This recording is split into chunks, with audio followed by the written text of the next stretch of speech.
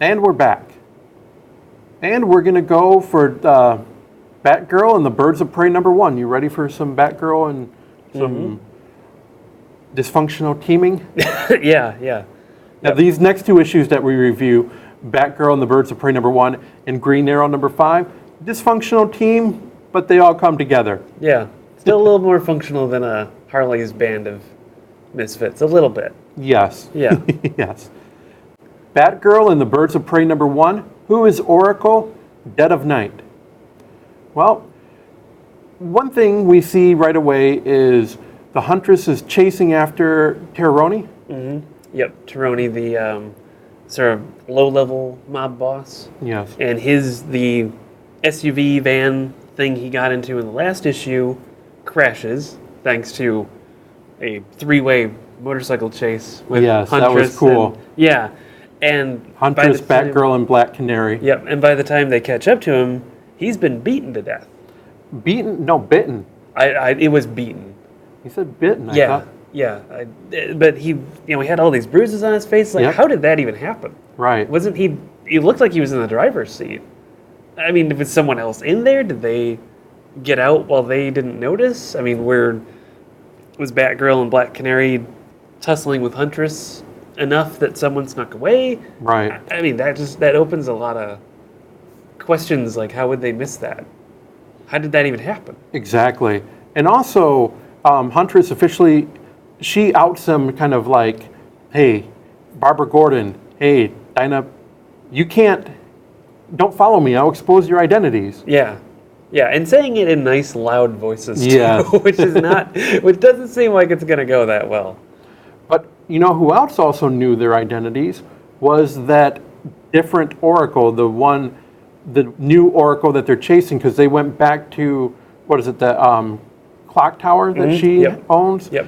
And there's another subplot was the two realtors were trying to sneak in, and then Batgirl's cell phone rings. It rings, so they get scared away. They go in and they get a text message from that Oracle saying something about the birds and the early bird gets the worm, and I could go for a bat.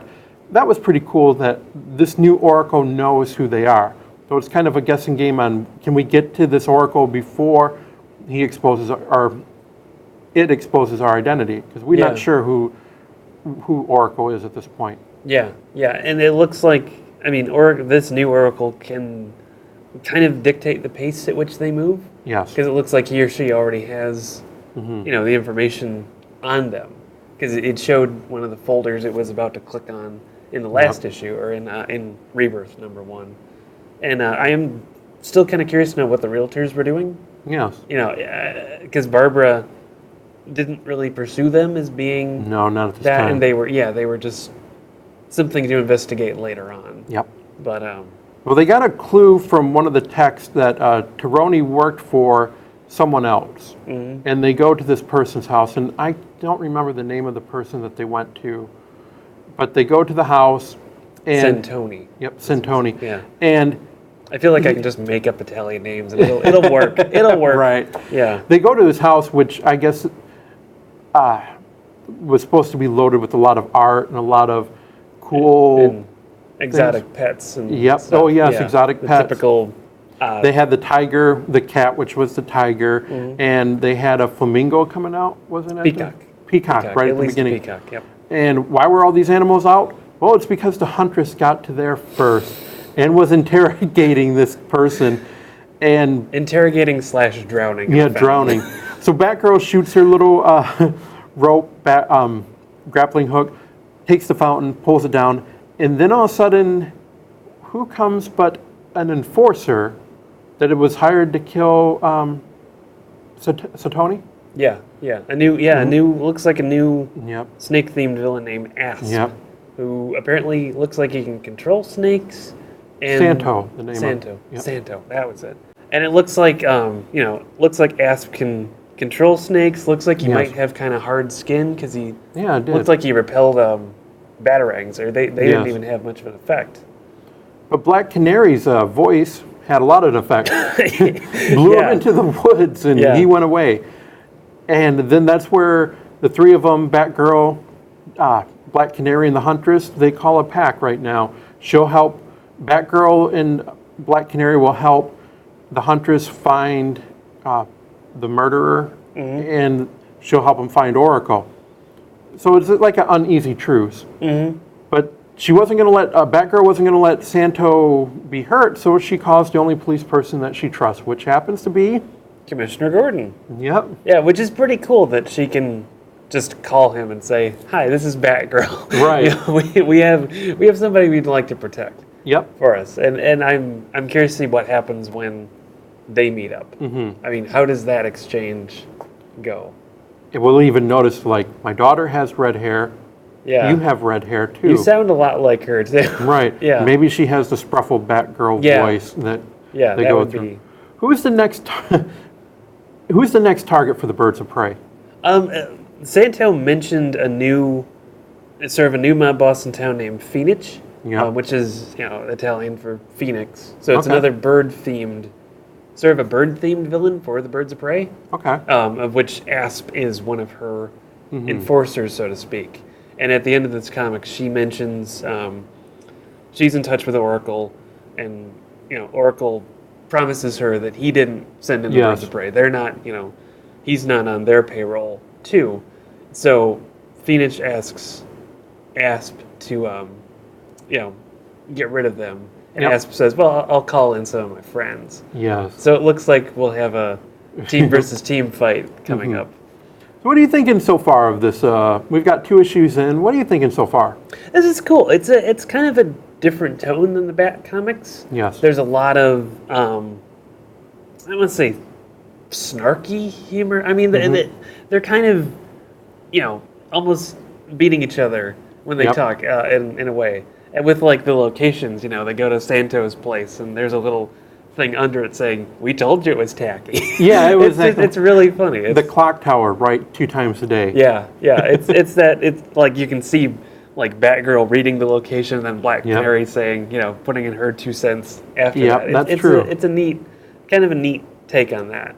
And I did enjoy like the interplay between Batgirl and Huntress, and I think the art helps with that too, because they're very animated and very they're very almost young looking. Yeah. I mean, they do kind of look like teenagers sort of squabbling over who gets to take out the villain first. We'll see some more Batgirl and the Birds of Prey. Pretty interesting so far. I like the characterizations, the differences between Batgirl and especially the Huntress. And I liked at the very beginning they had a little flashback of when Black Canary and Batgirl Babs was Oracle at the time, and it was going through the train, stopping the train. Well, we're kind of getting a little bit of the past and a little bit of the present there. I think so far so good, and we'll see what happens in the future with this one. I'm enjoying it. Yeah, and I'm curious to see how this fits in with Green Arrow, too. I mean, with Black Canary, is this before that? Is this after that? It's Right. hard to gauge. Now that's very true. Green Arrow number 5, The Inferno. Pretty cool. This was pretty much the wrap-up of, I think it was the wrap-up to this storyline, as Green Arrow and Diggle infiltrate the Ninth Circle, and, or was it the Inferno? They call the base the Inferno. It's the Ninth Circle's base. They infiltrate the Inferno. We find out through Dante's dialogue with the Black Canary that the underground men deliver a shipment of homeless people every so often, and then they brand him, they reburn them, unfortunately, and they come out of the fire, if you want to call them new people, to work in the Ninth Circle. I think they called them the Burned. Yeah, the Burned. Before, yeah. Yep. And all while he's telling Black Canary this, Diggle and Green Arrow are infiltrating inside. Diggle gets an outfit to wear during their meeting, because they're calling a meeting kind of like a shareholders, this is not the shareholders, but my like board of directors. Yeah, board of directors. The board of directors meeting. Yeah. And Green Arrow is going to try to rescue Black Canary and have a showdown with Amy and Shadow. They also, while they're going through, Green Arrow also he finds their fortune. It's a floating bank. All this gold, all this valuable artwork, all these safety deposit boxes, all this information that, wow, it was quite loaded. Yeah, that was that. that was a lot more than I expected to see, like, Yep. Mexican Olmec heads and stuff. I mean, like, Yep. really priceless stuff, but that when you need to fund all crime on Earth, basically, it's going to take a lot of capital for that. And Broderick, that was something when he was talking about financing and saying that there was a peace treaty in parts of the Middle East, and is saying when your business is war, peace is your enemy. That made a lot of sense, unfortunately, on how this group thought. Yeah, and it sort of explains how he'd been leaning Queen Industries. Yes. Too. Yeah, which Oh, sort he was of talking, of all the stuff that he had developed in their different subsidiaries. Very interesting what he with all drones and attack robots and developed. Spray on all armor? sorts of, all sorts of weird stuff. Which you'd think it's if Ollie were Bruce Wayne, he would have all that. Yes, exactly. But he doesn't. But what he does have is, I guess, Amy showed where her true intentions were. Yeah. As it turns out, Amy is actually on Ollie's side, and Yep. she has been on his side the entire time. She mentions that she had been reporting to Shadow Yep. the entire time, but the night she came back and found that Shadow had taken out Ollie, she went for a tranquilizer arrow instead of a broadhead, as she called it, Yep. which I'm assuming would have killed him. Yep. Yeah, and then she put a tracer in his pocket, and then she got a hold of John Diggle, and she did all these things, and she kind of explains them to him Right. nonchalantly when Yep. they're in the Inferno. Well, because she helped Black Canary, she freed Black Canary, and Black Canary and her went up against Shadow, her mom, and then Oliver comes and rescues him, and she is like, "Oh, about time you showed up," and he thought, "Well, I'm going to take you out." "No, I'm helping you out this whole time, and this is why." It almost seemed like she was taking credit for a little bit too much. It Right. seems like Diggle was kind of on his way after the Ninth Circle anyway. Yep. I mean, he would have made his way there, too. She might have sped up the process a little bit, but it's like, yikes, wow. And I guess that's going to be a harder conversation for another time for them, that they'll explore the ramifications. But as they're leaving, they get surrounded because they planted bombs earlier. Diggle had told Oliver as a last resort, "Here's some explosives," and Green Arrow is, "No, this is how I get my life back." But they got surrounded. There was no way out. He ended up having to trigger the explosives, and with that, down the Inferno goes all the ways for Green Arrow, Oliver Queen, to clear his name, all the money that he could use to finance his operations. So as Oliver Queen, he needs all the funds. He needs that power to do his, oh geez, I'm drawing a blank, sorry. As Oliver Queen, he does a lot of philanthropy. And I'm It's going to butcher. philanthropy. Thank you. Yeah, I can't even speak. He does a lot of that. But as Green Arrow, does he need that money to be Green Arrow?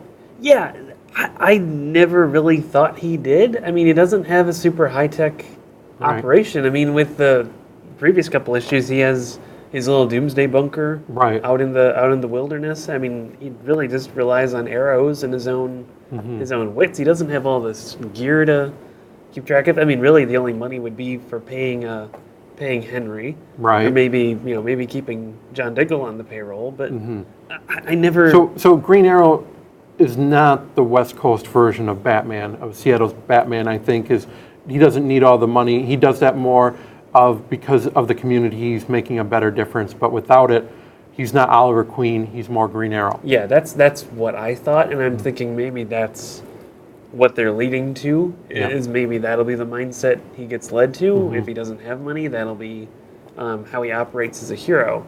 But when he said, it kind of grabs John by the collar and says, "No, this is where my money is." Right. It's like, okay, that's that's different. That's how he clears his name, and that's how he goes his life. It was nice to see the reunion of Black Canary and Green Arrow when she says, she was upset with them of, "Why didn't you tell me you were alive?"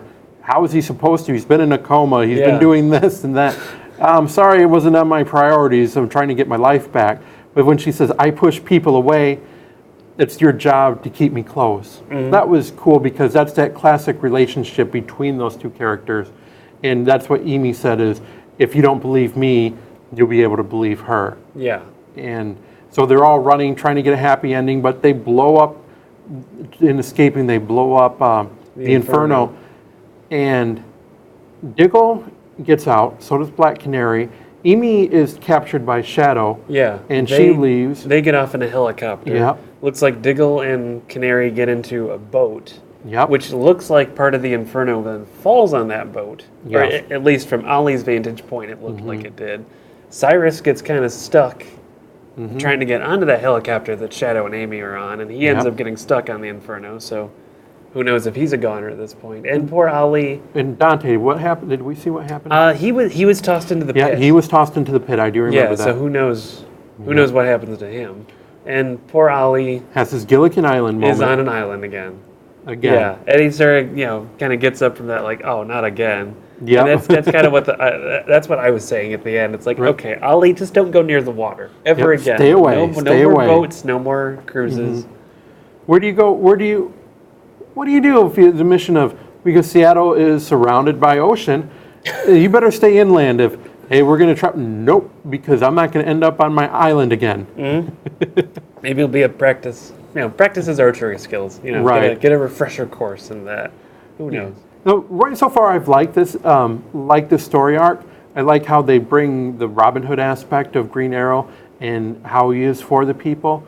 And let's see what happens as his team is kind of together but is a little torn. I would imagine once they capture him off of Gilligan's, I meant Green Arrow's island, Diggle and Black Canary, they'll go search for Amy and Shadow. There's still some unfinished business there. Yep. So far, Green Arrow's pretty good. I'm liking it. Yeah. And we're going to take our last break. And when we come back, we're going to discuss Nightwing number 3 and finish off with Batman number 5.